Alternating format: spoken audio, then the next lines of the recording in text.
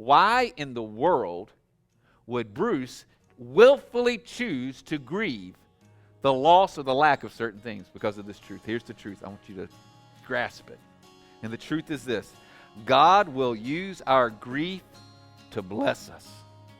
God will use our grief to bless us. Say you choose today to grieve what your biological parents have or have not done.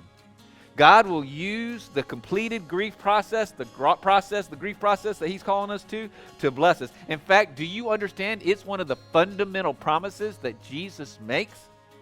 You've heard of the Sermon on the Mount, Matthew 5 through 7. That's his ultimate sermon. That is his magnum opus. And one of the first promises Jesus makes in Matthew 5:4 is this: God blesses those who grieve. They will, not maybe, they will find comfort. Now, I noticed something in that verse that I'd never seen. I've read that verse probably 200 times. But I noticed something this week, and I'm so glad. I want to share with you what I noticed.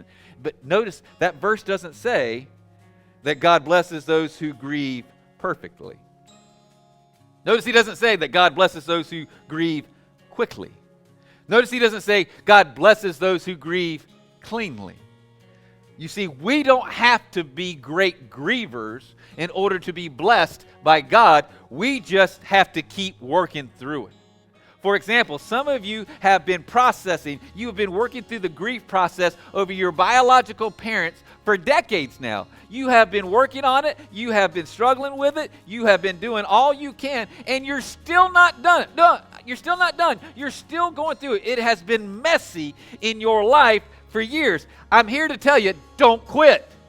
Because the only way that you will miss out on the blessings of a completed grief process is if you give up. That's why Galatians 6:9 says this: let's not get tired of doing what is good.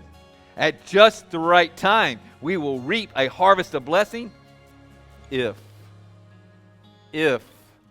we don't give up.